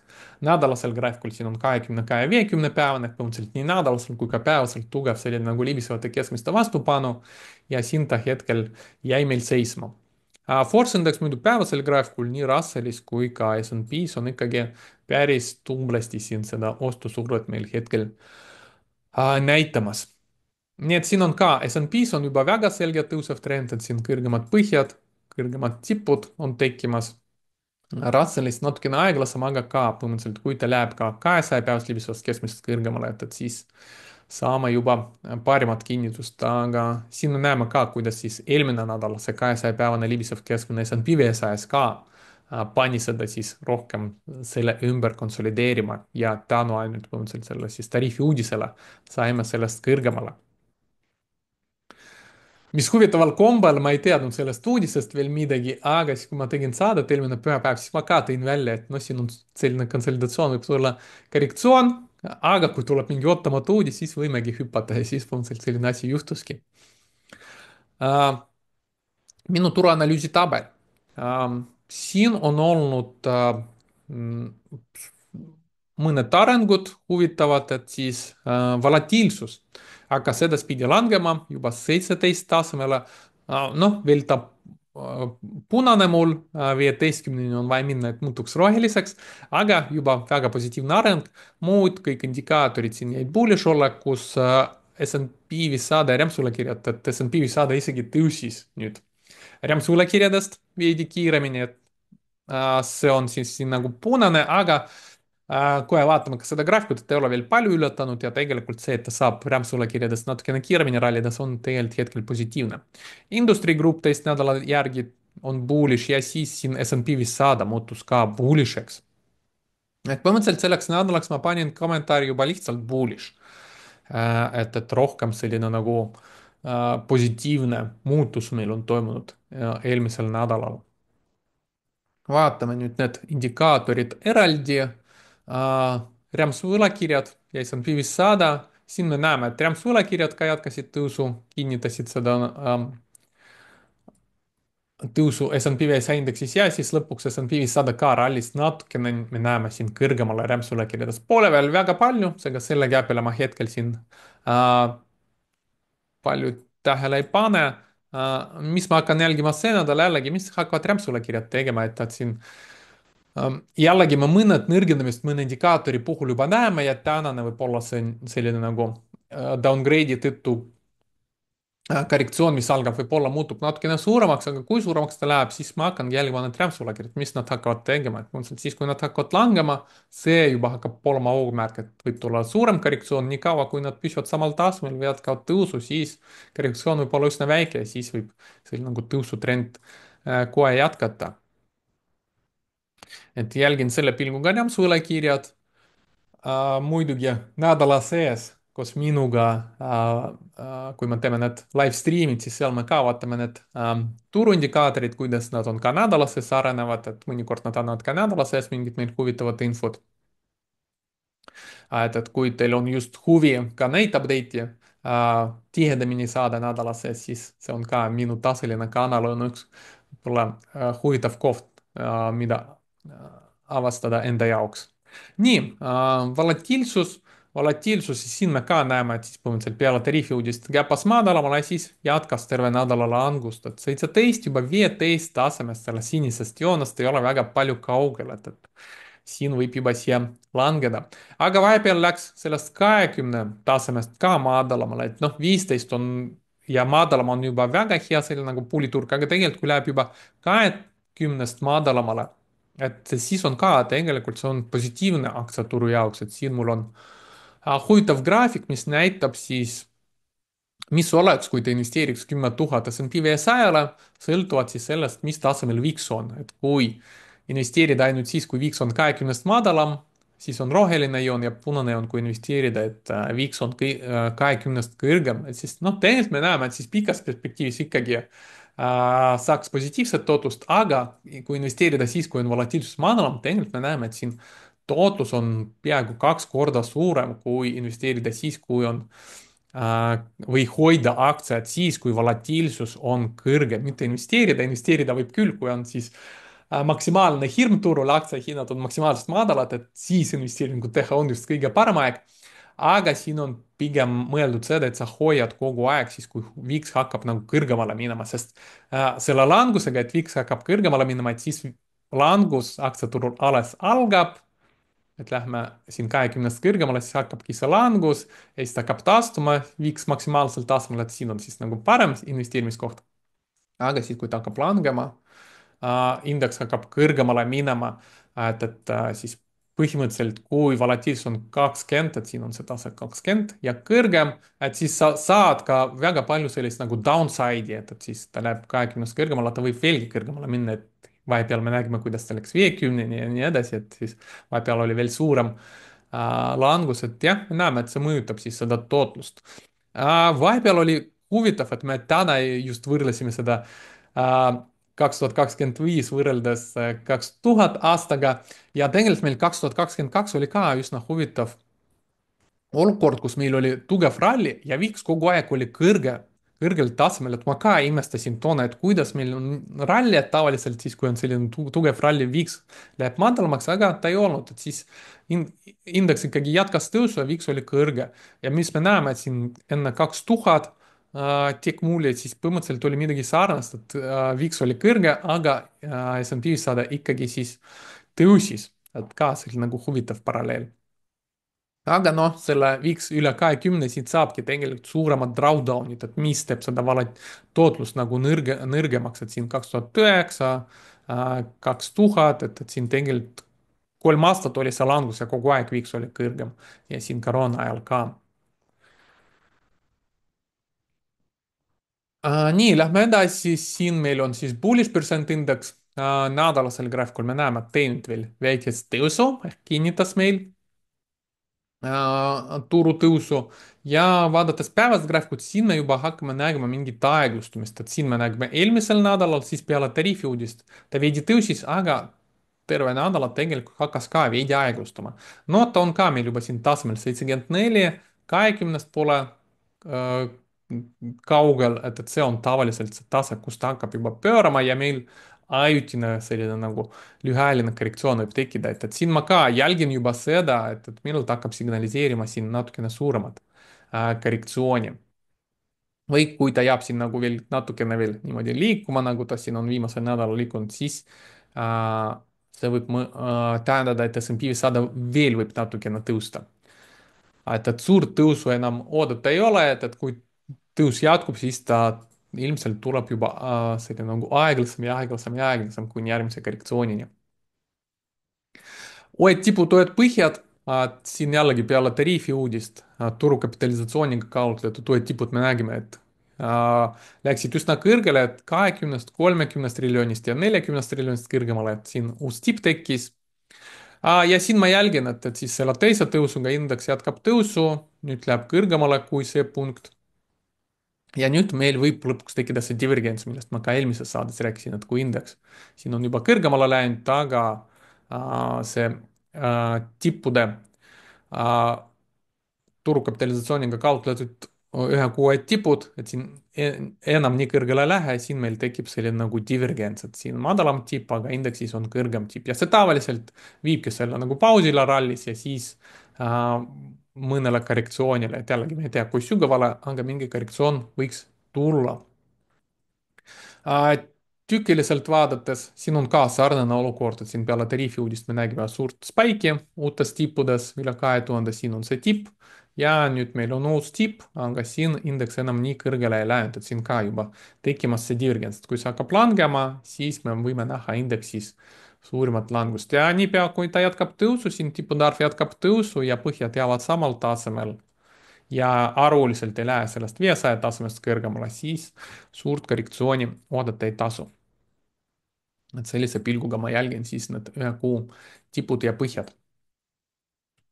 nii, lähme nüüd TradingView graafikute juurde ja vaatame siin korraks veel 4 peamist indeksit ja siis näitan ka oma kauplemisideed ja mõned positsioonid ka tegelikult, millest ma rääkisin eelmine nädal ja mis jäid mul alles veel, et kuidas ma nendega toimetan, et natukene jagan ka seda infot.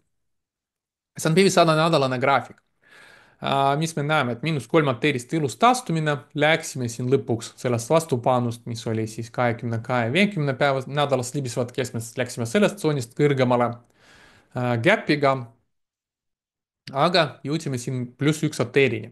ehk põhimõtteliselt, miks see +1 ATR on nii oluline, siin hakkabki selguma, et mis saab edasi. me näeme näiteks 2022 näitel, kui meil on karuturg, siis meil on alati olemas ka sellised nagu korrektsioonid, trendivastased ja nad tavaliselt jõuavad meil siin +1 ATR-ini, et see on see koht, kus siis, kui langus jätkub, et sellest kõrgemale tavaliselt langeval turul meil indeks minna ei saa. ja kui ta läheb +1 ATR-ist kõrgemale, me näeme, et kui ta on +1 ATR-ist kõrgemal tegelikult, siis siin on väga hea selline nagu tõusev trend. nii et seetõttu siin on väga oluline vaadata, mis siit saab, et kui ta siit hakkab langema, siis vaadata analoogi paralleele selle aastaga.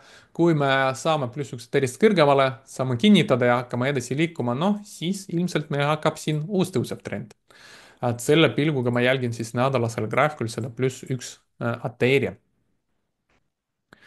muidugi ta ei pruugi siin nagu kohe selle nädalaga meil siin nagu vastust anda, et siin võib olla ka, kui hetkel turul oleme miinuses, et siis võib olla siin natukene väike korrektsioon, siis hakkab tõusma või hakkab konsolideerima või tuleb natukene suurem korrektsioon, et nädalase libisevate keskmiste juurde, siis tekib kõrgem põhja ja siis teise katsega läheb sellest +1 ATR-ist kõrgemale. või murrab siit madalamale, noh, hetkel natukene raske ennustada, põhimõtteliselt jälgime, et mis siin pluss üks eri juures hakkab toimuma, et see on üleoluline. Vaadates päevast graafikut, oodata ikkagi rohkem sellist nagu positiivset arengut, et indikaatorite puhul me näeme, mõni korrektsioon võiks tulla ja kui vaatame graafikut, siis tegelikult me näeme, et see oleks isegi hea, et hetkel päevasel graafikul peaaegu juba jõudsime pluss kolmateerini. Ja siin allpool meil on väga hea klaster kõikides libisevates keskmistes, et tegelikult kui hind teeks siin korrektsiooni nende libisevate keskmiste juurde, siin oleks väga hea ostukoht. Et see on paljud, kes nagu ei jõudnud siin osta varem, kuigi siin ostusignaalid olid juba meil alates siin ja siin, kui ma päris kõvasti rääkisin, isegi striimi tegin avalikuks, kus ma rääkisin sellest, et tuleb osta, osta, osta et paljud ikkagi nagu ei ostnud ja nüüd põhimõtteliselt on liiga hilja osta ja paljud ootavad seda korrektsiooni, millal saab osta. ja kuna siin on ka selline klaster libisevatest keskmist, mis võib tulla suur toetus, et siis ma jälgin, kui meil toimub järgmine korrektsioon, siis ma hakkan jälgima seda järgmist kõrgemat põhjaformeerumist päevasel graafikul. Kuid tänasest eelturu langusest, et võib ka olla, et eelturul kaupleme madalamale, siis kohe peale turu avanemist hakkame uuesti taastuma, et siis võib-olla mõnda aega üritatakse veel seda pluss kolmaterini jõuda, siin kaubelda ja siis natukene hiljem tuleb see korrektsioon. aga põhimõtteliselt see on siis see peamine areng, mis ma ootan päevasel graafikul, et mingit korrektsiooni, kas koheselt liibisvõtte keskmiste juurde või ikkagi algus tuleb väiksem, siis pluss kolmateeri ja siis natukene suurem korrektsioon, aga see on siis selline järgmine areng, mis siin oodatakse. Päevasel graafikul me juba näeme sellist nagu tõusutrendi tegelikult ja see on ka põhjus, miks ma ei oota nädalasel graafikul suurt langust, et nädalasel graafikul langustrend jätkuks, kõigepealt peaks algama siis päevasel graafikul peaks hakkama nägema langustrendi, nagu ka siin me näeme, et siis tegelikult see langustrend, libisev keskmine hakkas siin langema alles, aga nädalasel graafikul me nägime siis põhimõtteliselt libisev keskmine hakkas langema siin kuskil märtsis alates. Ja päevasel graafikul trend hakkas muutuma siis juba veebruari keskel ehk natukene varem juba päevane graafik hakkab siis trendi muutuma ja siis alles nädalane graafik läheb järgi. Nii, NASDAQ, siin on suht sarnane olukord, et nädalasel graafikul ka pluss üks ATR-i juures, et siin samamoodi ma siis jälgin seda arengut. NASDAQ oli natukene tugevam võrreldes teiste indeksidega, et ta on siin juba jõudnud pluss kolm ATR-ini, et siin ongi just õige aeg nüüd välja hingata, kas selle tasemeni, mis on siin mul joonistatud, selline nagu oluline toetus vastupanu tase või siis sinna libisevate keskmiste juurde, et igatahes see oleks nagu selline nagu normaalne tervislik korrektsioon tõusva trendi raames, mis oleks siis väljaostetav. Dow Jones oli natukene nõrgem, et siin nädalasel graafikul ta ei ole veel natukene jõudnud pluss üks ATR-ini, et see ka on väike selline nagu nõrguse märk. ja päevasel graafikul ta on jõudnud ka ainult pluss kaks ATR-ini ja no üheks põhjuseks, miks Dow Jones on nii halvem kui ka teised indeksid, et on olnud üks aktsia, UNH, ilmselt olete sellest kuulnud, et Dow Jones indeksis on üldse ainult 30 aktsiat ja üks neist on teinud siin väga suure kukkumise, et siin $600 peaaegu 250-ni, et ta raporteeris halvad kvartaaltulemused, siin hakkas siis ka mingi kriminaaluurimine selle kindlustaja vastu ja põhimõtteliselt tänu ainuüksi sellele aktsiale Dow Jones näitas meile siis kehvemat performance'it võrreldes teiste indeksitega.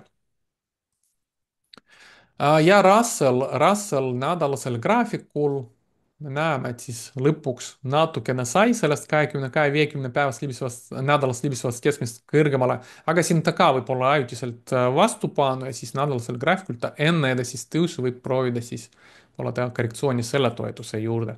et ta väga armastab need toetused ja vastupanud, nagu me näeme, suht tihti nende vahel käib, et seega see oleks siin järjekordne selline korrektsioon selle toetuse vastu üsna loogiline ja päevasel graafikul, nagu juba sai mainitud, et hetkel jäi seisma siin 200-päevase libiseva keskmise juures. et noh, võib-olla siin ka seda kohe ei murra niimoodi, et võib-olla teebki siis ka korrektsiooni 20-50-päevase libiseva keskmise juurde ja siis alles teise katsega proovib vastu pluss kolmateri minna. et Russell on hetkel siis teistest indeksitest nõrgem. nii, mis ma vaatan üksikaktsiates Alustame Nvidiast, et Nvidia lõpuks siis päevasel graafikul me näeme, et siis pööras uuesti tõusutrendile, et ma siin rääkisin pikalt selles kohas, et siin ei olnud väga selge, et mis siis Nvidiast saab ja eelmine nädal ma arvan, et me saime üsna head siis nagu sellist nagu vastust, et lõpuks saime kõikidest libisvatest keskmist kõrgemale, 200 päevast läksime kõrgemale, suutsime rallida vastu +3 mateeri lausa. Ja siin on nüüd suht sarnane olukord nagu Nasdaqi indeksiga, et siis, kui siin tuleb korrektsioon libisvate keskmiste juurde, kõrgem põhi ja siis siin ma juba olen valmis seda Nvidiat ostma. Sarnane olukord ka tegelikult Teslat, kuigi Teslat ma juba tõin välja eelmises saades, et ta on siin läinud ka kõikidest libisvatest keskmist juba kõrgemale, et siis oli oodata uudist. noh, muidugi seda ma ei saanud näiteks kaubelda, sest esmaspäeval tuli selline gap'iga avanemine. aga siis jah, põhimõtteliselt ta üsna hästi tegi siin kõrgema põhja, rallis vastu +3 mateeria ja nüüd nagu ka Nvidias ma jälgin siin, kas järgmine korrektsioon tuleb siin libisevate keskmiste juurde, kas informeerub kõrgem põhja, siis Teslas oleks siin ülihea tehniline ostukoht juba. Apple aktsia. Apple'i aktsiat ma vaatan juba isegi lühikeseks müümise võimaliku kandidaadina.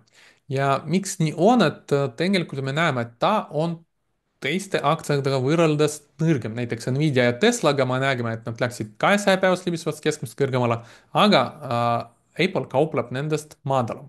lisaks peale seda gap'i teised aktsiad suured tõusid, aga Apple jäi kauplema samal tasemel.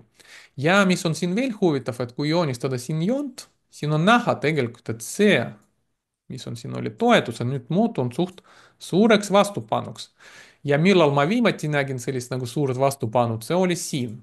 ja mis selgus pärast, kes siin müüs, see oli Warren Buffett. tegelikult siis ta andis teada, muidugi hilinemisega see info tuli meile, et Buffett müüs päris palju Apple'i aktsiat. nüüd tegelikult esimeses kvartalis siin Buffett enam ei müünud. aga mis ta teeb nüüd, me ei tea ja võib-olla siin tegelikult me näeme suht sarnast käitumist, võib-olla see on järgmine tase, kus nad väljuvad järgmisest portsust aktsiatest, et just nagu näitasid, et esimeses kvartalis, et me enam ei müü, ärge muretsege ja siis nüüd väikselt, kui kõik arvavad, et Buffett enam nagu siin on müüs natukene, enam ei müü, nüüd hakkab siin müüma. no eks me siis kvartali pärast näeme, kui juba teise kvartali kohta andmed tulevad välja, et kui tulevad välja, siis on üsna huvitav, et märkasime seda ka varem, aga jah, see on see põhjus, miks ma vaatan, et kui Apple hakkab siit nagu langema, siis tegelikult siin me näeme, et siin juba mis, mitte isegi nagu topeltpõhi tipp või kolmik, kolm tippu tipp, selline nagu ja kui ta läheb siit nagu madalamale, siis on üks variant seda short ida, et siis tunnisel graafikul siin võiks vaadata siis madalamat tipu formeerumist, et siin on üks tipp formeerunud, siis ta hakkas nagu nõrgenema. Nüüd proovib madalamale minna, siis teeb sellise põrge madalamat tippu, hakkab uuesti langema, et see oleks see pattern, mis ma jälgiks Apple'i short imiseks. F5, FFIV tikeriga, et see on üks aktsia, mis ma näitasin ka eelmises saates, kus mul oli pikk positsioon võetud siin kohas ja me näeme, et see põhimõtteliselt arenes üsna ilusti. ma ootan siin tõusu vastu +3 teeri, et vahepeal ta siin suutis vastu +2 teeri juba tõusta, et siin on väga positiivne areng tunnisel graafikul. ma näitasin, et mul oli põhimõtteliselt siin see pikk positsioon võetud. me näeme, et siin ka üsna hästi reageeris selle tariifi uudisele, kuigi ta vist tariifidega ei ole väga otseselt seotud, ikkagi koos turuga nagu reageeris ja siis läksin vastu mu esimese kasumivõtu orderi ja siis ma siin edasi lihtsalt liigutan stoppi, -1,5 ATR tunnisel graafikul ja ootan, kas ta läheb vastu stoppi, ma väljun ülejäänud osaga või siis läheb vastu teist kasumivõtu orderi, mis on +3 ATR juures päevasel graafikul. Palantiiri aktsia, et siin sai ka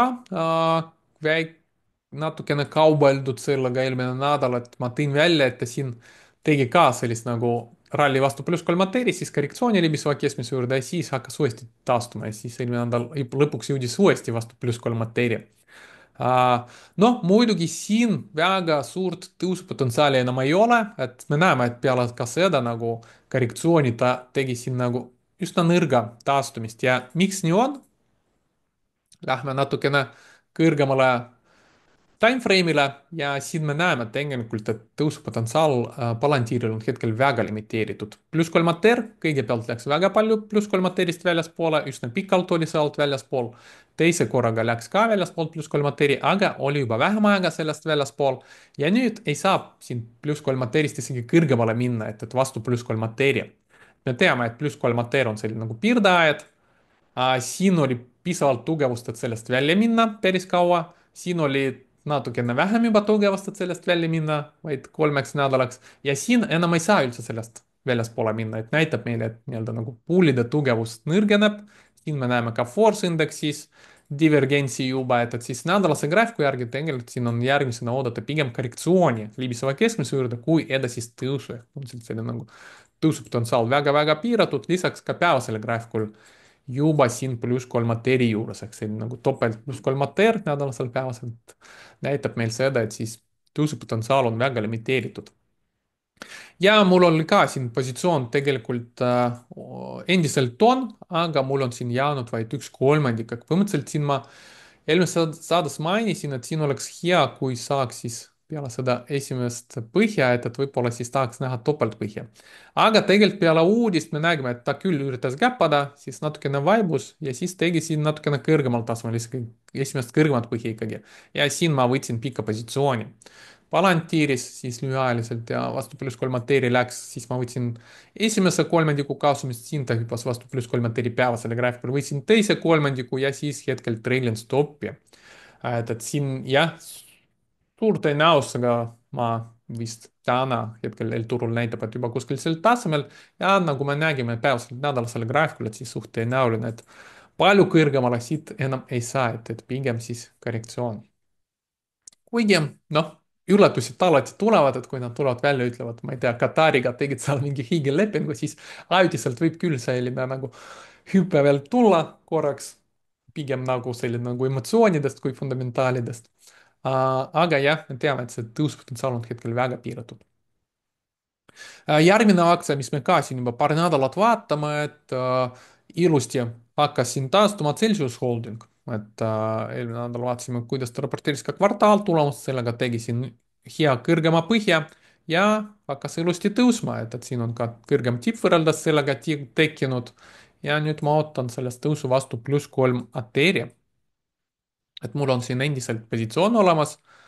ma võtsin positsiooni siis selle kõrgema põhjaga, kui ta siin läks kõikides libisvates keskmisest tunnisel graafikul, siis eelmine nädal oli ka koolitus meil, et kolmapäeval me vaatasime koos, kui turg avanes koolituse ajal ja siis Celsius näiteks läks seal koolituse ajal vastu seda pluss 3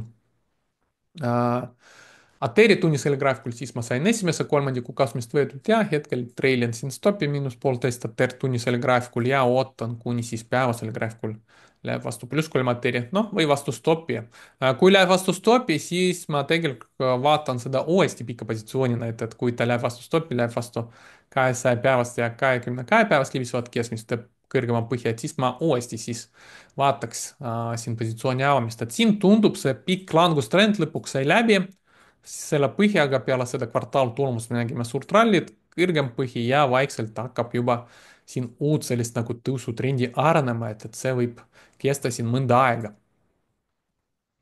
ja nädalasel graafikul ka me läksime siis lõpuks seal 200 nädalast libisevast keskmisest kõrgemale, mis on ka siis positiivne, et siin mitu-mitu nädalat järjest me seda testisime ja siis lõpuks läksime sellest kõrgemale, et see ka vihjab mulle, et me võime siis kõrgemale minna. CrowdStrike üsna ilusti tegi seda, mis ma temast ootasin, põhimõtteliselt siin ka tuli korrektsioon libiseva keskmise juurde ja siis hakkas taastuma. siin oli veel üks korrektsioon ja tundub, et ta võib siis vastu pluss 3 Ateria rallida. tunnisel graafikul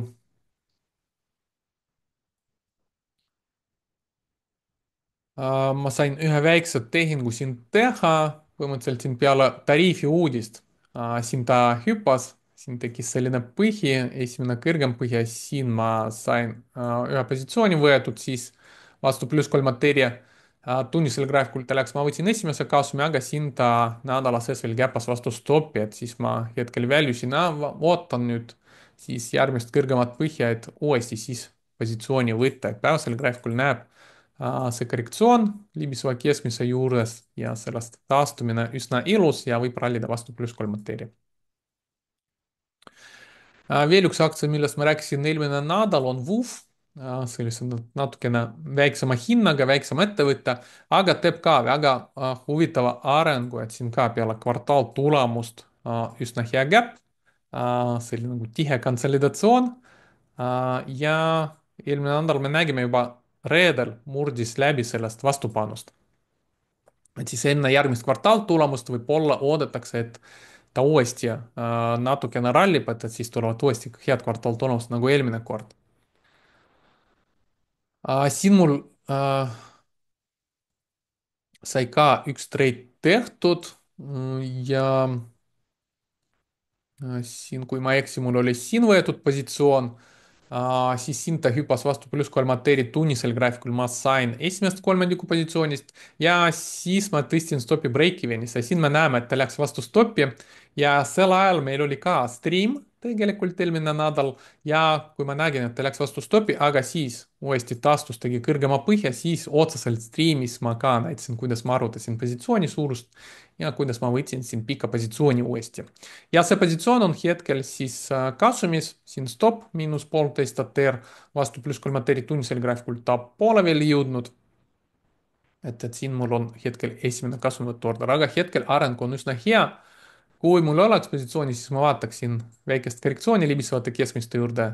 kui ta seda teeb, siis siin tuleb veel üks hea selline sisenemiskoht enne kui ta võimalikult siin teeb meil suurema ralli vastu +3 päevasel graafikul.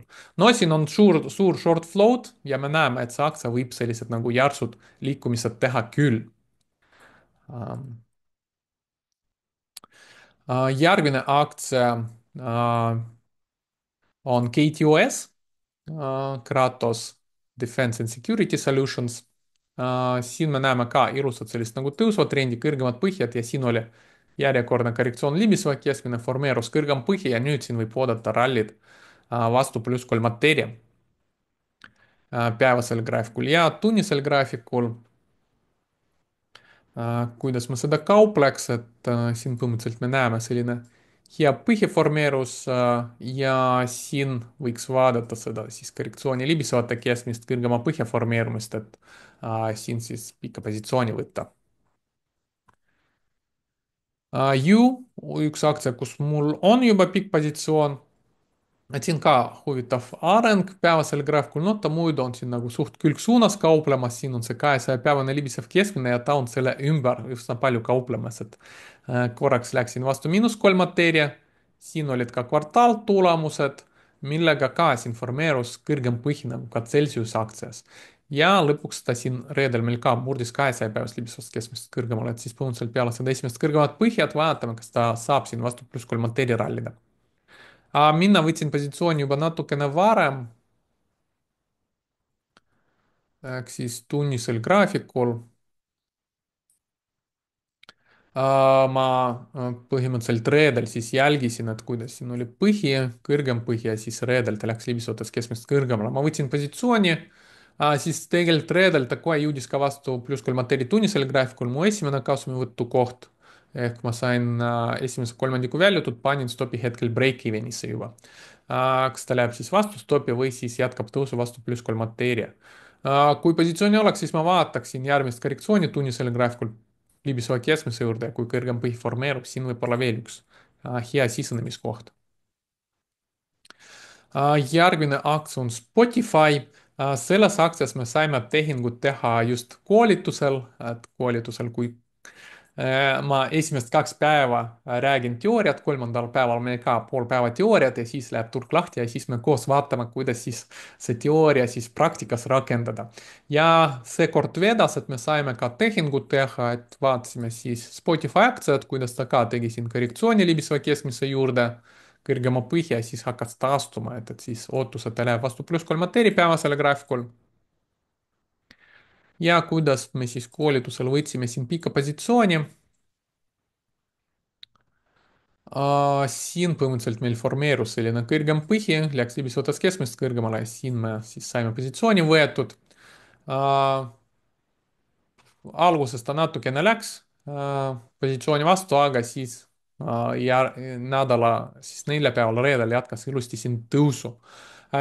Siin mul on nüüd stopp tõstetud, no peaaegu break-even'isse -1,5 ATR, et esimene kasumvõtu order on +3 ATR-i juures. tunnisel graafikul, et selleni ta pole veel jõudnud. Kui ta teeb siin veel ühe korrektsiooni libiseva keskmise juurde kõrgema põhja, siis siin veel võib olla üks ostuvõimalus või pikaks minemise võimalus. Ja paar sellist nagu lühikeseks müümise ideed mul ka selleks nädalaks. Ja üks neist on Bilcom. Et seda ma mainisin ka eelmine nädal, et tal oli siin halb reaktsioon peale kvartaaltulemust. Et selline nagu suur tulp nagu müümine tulp tuli.